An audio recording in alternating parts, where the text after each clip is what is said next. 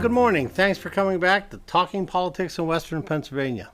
Today we're going to be looking at, well, really, it's a lot of the local races, but also my investigations of the state and county races. And I think that hopefully it's going to be informative, but I know that some of this is really personal to me, so I'm going to in fact just start in with the first slide. My political background, elected to the Peters Township Council, member of the County Republican Party leadership, elected as a Republican State Committee member, and that was countywide, elected as the Washington County Republican Chairman, elected as the Peters Township School Board, recently asked to be part of the Washington County Republican Party Executive Committee, and I've been hosting this show for over 10 years, which included federal, state, county, and local politicians.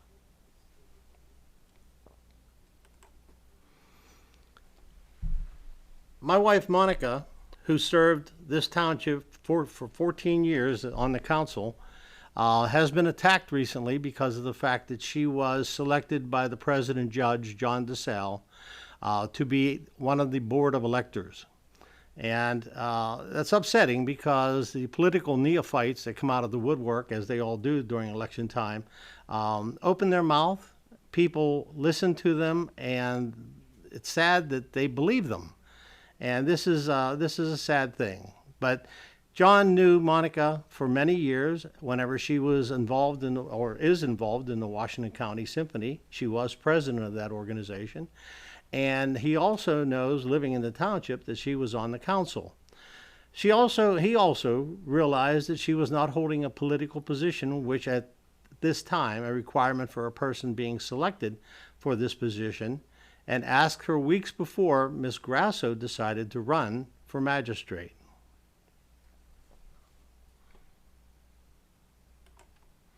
I bring up this slide because this gives you an example of people not knowing what they're talking about, but in fact opening their mouth. Now, Anthony Brown is a friend. I've met him whenever I was on school board. Judge DeSalle made sure that he appointed Vaughn as president to ensure everything goes his way. How is an elected official allowed to oversee our elections? He said because she is not running for re-election. It's okay, but she will still be an elected official on election day. Papasergi is a total partisan liberal Democrat, and I'm not happy with the Merrills either. Washington County is so incredibly corrupt. Now, needless to say, everything she said, I'm going to take issue with. This is lesson 101 in local government, The county board of electors are always the 3 commissioners, except when the elections are being held and the current commissioners are running, then they can't be on the board of elections. In this case, there is 1 commissioner not running for re-election and 2 who are, so the president judge must appoint persons from the parties of the commissioners running for re-election. And in Washington County this year, that would be 1 Democrat and 1 Republican.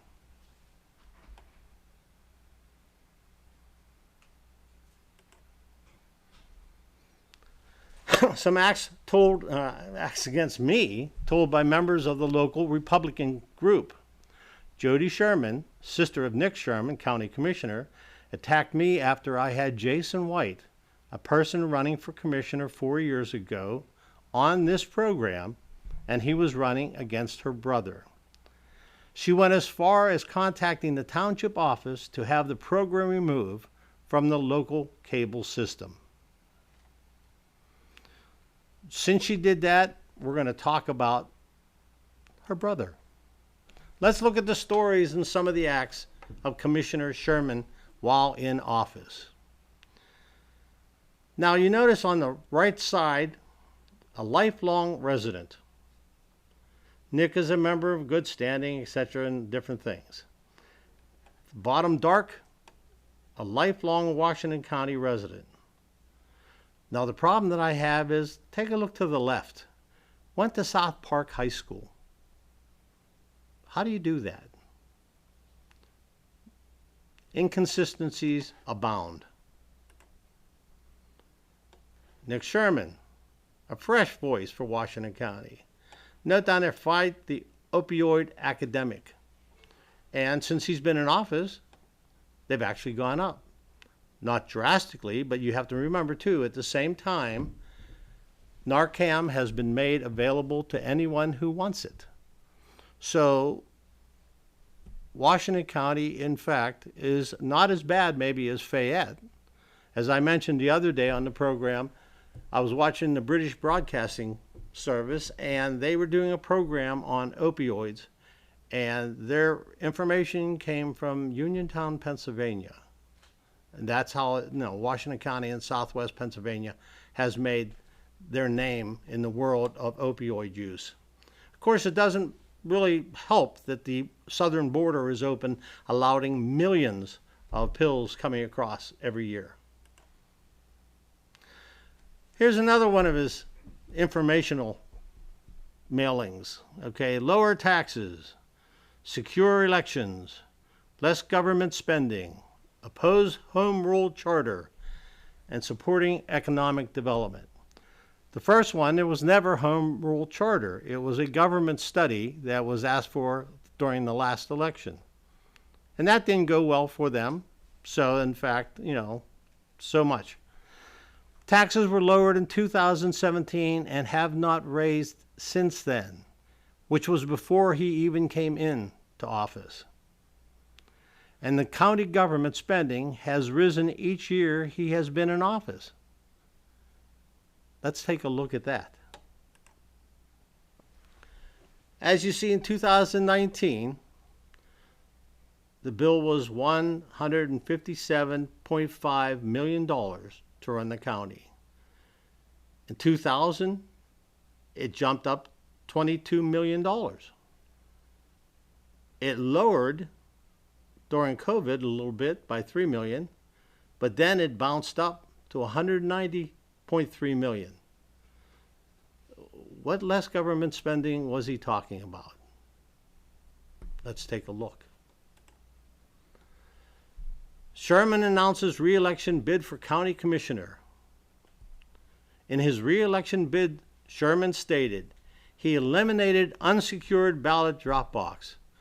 The only problem is Washington County never had them to begin with. The next, he reinstated Second Amendment rights. The last change to that law was changed in 2019, before he came into office. Turned down pay raises. He has actually taken 4 pay raises while in office. Like I said, the inconsistencies go on. The salary of the Board of Commissioners. His salary went up approximately 3% each year. And that was an automatic pay raise. And he didn't turn it down. So he, in fact, his raises were almost $12,000 over those same years. While there's many people who didn't receive any increase during those 3 years based on COVID.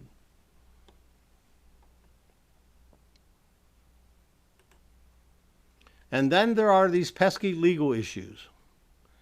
Restricted activities. The Public Official and Employees Ethics Act delineates certain restricted activities in which persons subject to the Ethics Act may not engage.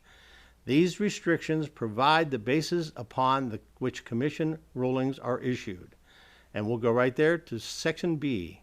No person shall offer or give to a public official, public employee, or nominee candidate for a public office, or a member of his immediate family, or a business which he is associated, anything of monetary value, including a gift, loan, political contribution, reward, or promise of future employment based on the offeror's or donor's understanding that the vote, official action, or judgment of the public official or public employees or nominee or candidate for public office would be influenced thereby. Now, that's a lot of words. Basically, it says that people in office can't take money for their personal use or their personal being. Okay, let's look at it. Celebrity bartender night. It seems harmless enough with Commissioner Nick Sherman. This program benefits the domestic violence services of the Southwest Pennsylvania and domestic outreach centers. There comes the rub. Here's a schedule of unpaid debts. And this is whenever people lend money to a political campaign. Either they give money or they lend it, okay? In this case, it's lending. And in this case, we'll see Linda Sherman, Nick's mother, lent $5,000. Okay. Commissioner Sherman advertised celebrity bartending benefiting his mother's nonprofit that he worked for prior to his election. To benefit domestic outreach centers, Commissioner Sherman has an unpaid campaign debt of $5,000 to his mother, Linda Sherman. But paying your debts is always good. According to his Vote Nick Sherman site, it states the Domestic Outreach Center, the nonprofit that Nick and his sister Jody now operate. There's a problem. If you see the check over there, CNX to the Domestic Outreach Center for $5,000. Is that a coincidence? It's not allowed by law. Sherman pushing unions to get their votes and their cash. You see all the organizations that have lined up, and they've grown while he's been in office. So one must wonder what's going on.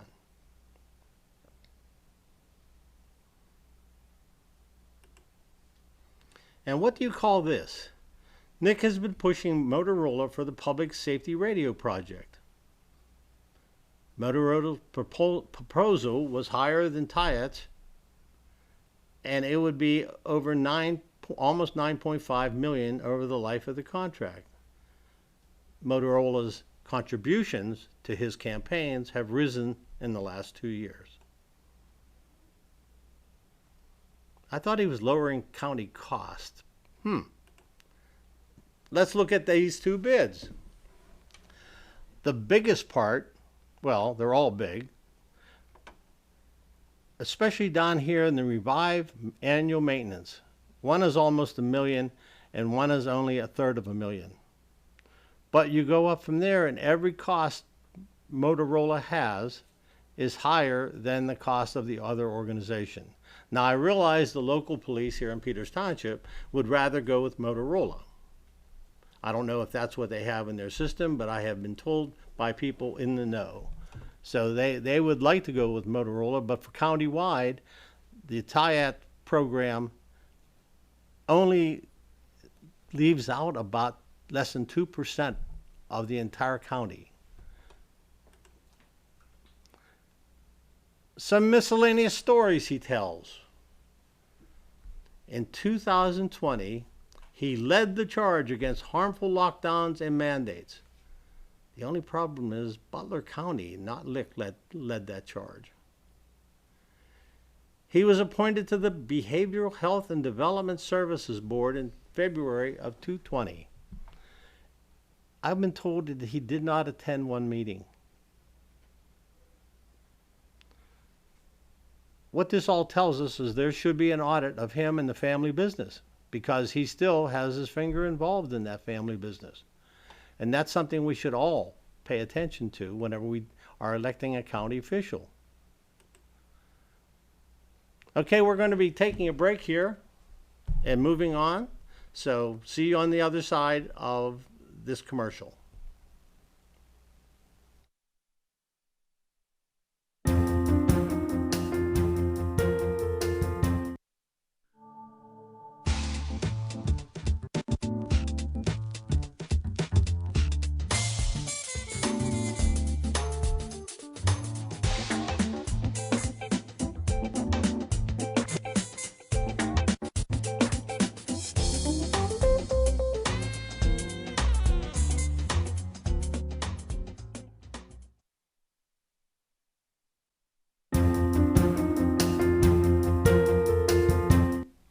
Well, thanks for coming back for the second half of the program. This is a politically charged time running up for elections here within a few days, literally. So we're just going to go ahead and continue. We're going to leave that situation that we were talking about in the first half, and we're going to go and charge into other races. Oh, this is okay. The local magistrates race. Under full disclosure, I am and have been working on Miss Christina Fox Grasso's bid for this position since she decided to run. And the following are the many reasons why.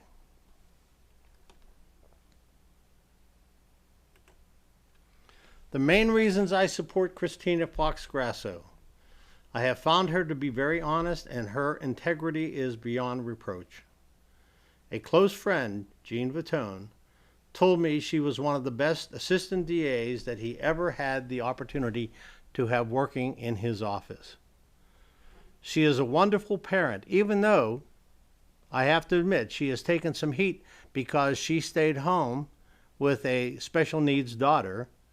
Some of these neophytes that I talked about in the early part have chastised her for being a stay-at-home parent. She volunteers on our youth commission in Peters. A couple weeks ago when I had her on my program, we sat here and talked, did her bio and things. But after we were finished, a young man from the school ran in here, ran over to her and said, "I don't know if you remember me, but I, in fact, was one of the people involved in the youth commission." She mentioned his name, and he said, "You know, I'm going to vote for you. I'm turning 18. I'm going down and vote for you because of the fact that I know how you helped me." And I'm sitting over here and realizing that this kid was literally pouring out his heart because of the fact he was so grateful what she did. We have a lot of kids that have gone through that program over the years, and she has been there to help him. She has served in our court system in Washington County as an arbitrator. She is a lifelong resident of Washington County. Her father was Dr. Fox in Washington, PA. She is a lifelong Republican, not a Democrat, turned Republican, to get their blessings in this race. And I'm talking about their, of course, being the Republican Party. She is a social member of the local VFW and a member of St. Ben's. She is a very positive example to young people of what a woman can do in our society today. Did I mention that she received the unanimous endorsement vote of support from the local 47 Lodge of the State Police? And that includes, I believe, Allegheny, Washington, Greene, and Fayette. The key is that they really know her when she was a prosecutor in the DA's office.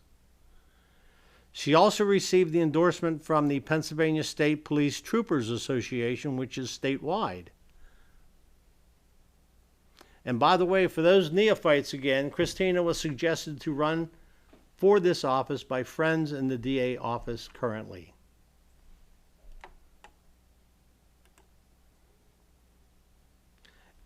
And one of the comments that everybody tells me when I hand out their cards is, "She has great hair." So I guess that means something in the political world.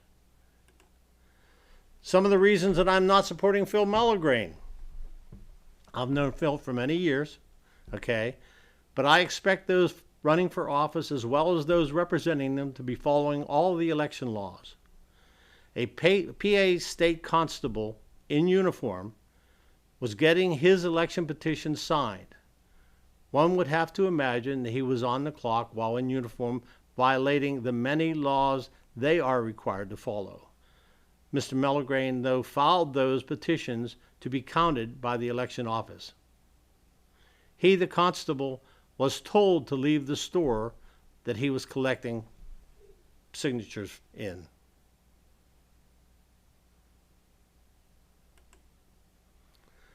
As far as the constables are concerned, their conduct, while a constable or deputy constable is performing duties other than judicial duties, regardless of whether or not he is certified under this subchapter, he shall not in any manner hold himself out to be active as an agent, employee, representative of any court, magisterial district judge, or judge.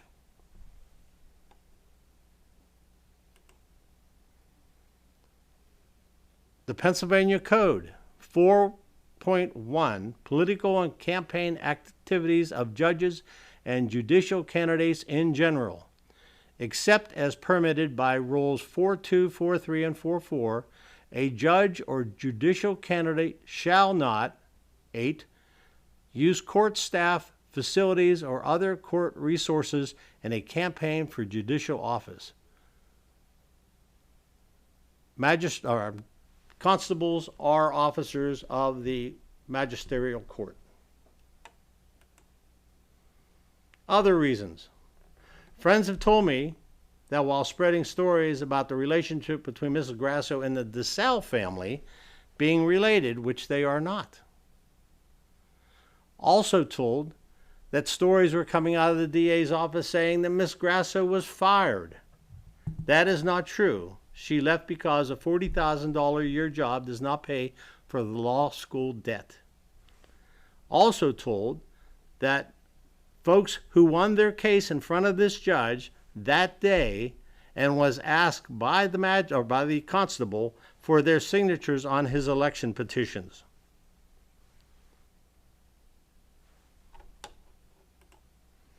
Now here's going to be a voice from the past. I'm sorry to say Jean Fatone had passed away. Okay, but what you're going to listen to is Jean calling Christina, asking her to reconsider and come back to the DA's office. Chrissy, it's Jean. I really need to talk to you about this position and see what you want to do. If you could give me a call back, I'd appreciate it. I'm going to be in Superior Court most of the morning. So I'll be downtown anyway. Take care. Bye. So that sort of takes away the idea that she was fired because he was trying to get her back into that office. As I said the other day in the program, Gene sat there, and whenever I was kidding him about allowing his employee to come in my neighborhood on my street, he said, I wish I had 10 more like him. So the story about her being fired, and by the way, I understand that they may have come from a member of the DA's office, but it has been passed around in this township. Let's look at some of the other races. And it's going to be important that we look at this because I'm fascinated. New blood for county commissioner. A local resident, Electra Janice, 26-year-old with a resume of a 40-year-old unless you carefully look at dates of employment. She worked, according to her LinkedIn page, as a sales associate for 3 years, Natalie Mahalik for 3 years, a graduate student intern, Cribs for Kids, a practicum student, I'm not sure what that is, assistant to the director of academic support, and all during the same period of time, 2019 to present. Now, I did the math, okay? And let me point this out. If she was born, being 26 years old, if she was born in 1997, okay, you add 17 years because her LinkedIn page said that she graduated a year early from high school. So I'm saying 17 years old.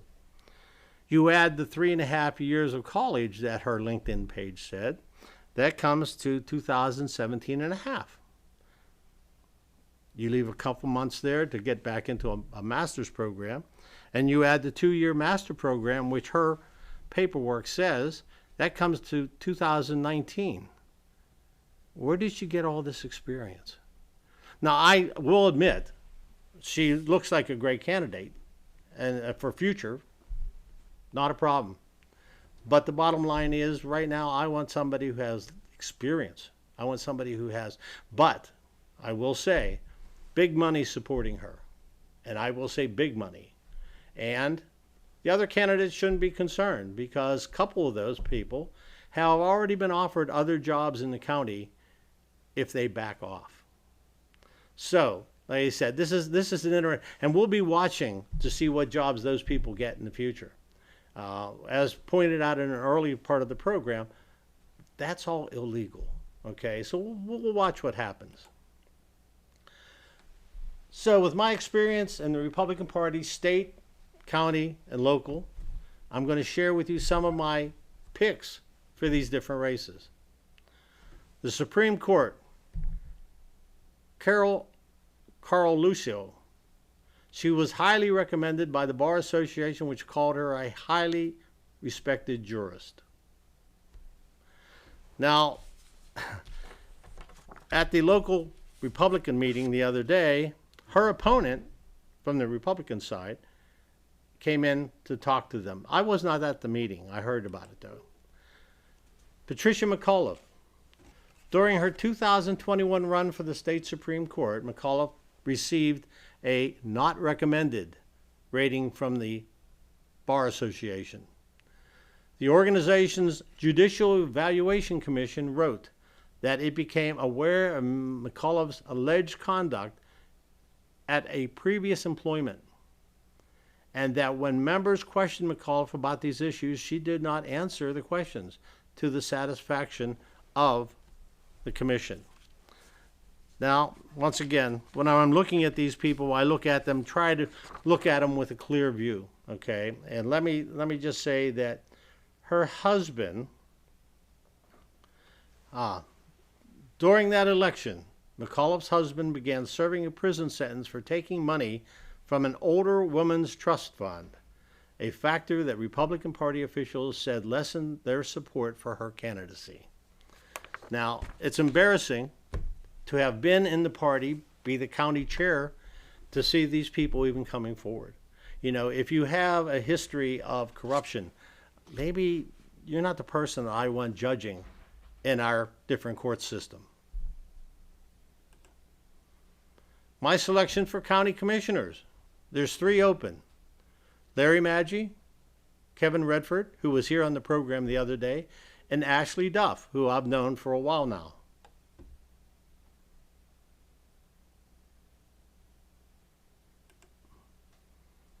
For the coroner, Mark, and I'm sure I'm going to mess this last name, and I hope he doesn't take offense, Jimzowski is my selection for the coroner's position.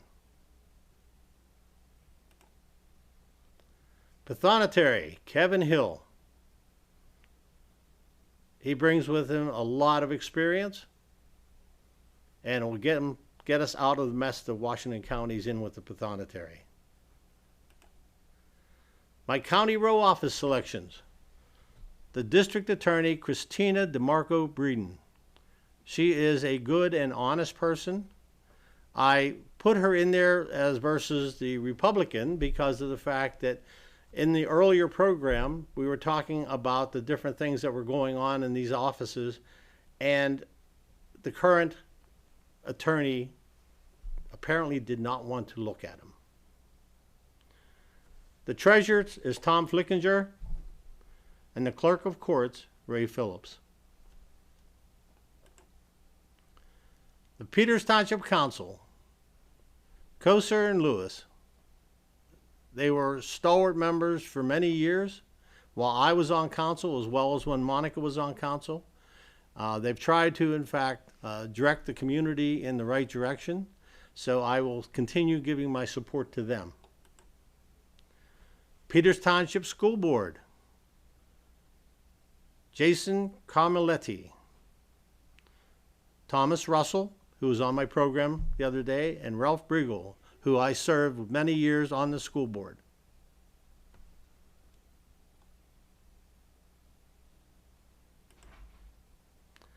Okay, here's my last statement in this program. Based on the activities of the local Republican committees, I will no longer be associated with the Republican Party after this election. And I'm sorry to say that there's about 14 other people that have made that determination also. So I wish them the best. I wish them better leadership, and I wish them better decisions going forward. Thank you very much for watching the program today. I appreciate it, and I look forward to see you the next time talking politics in Western Pennsylvania.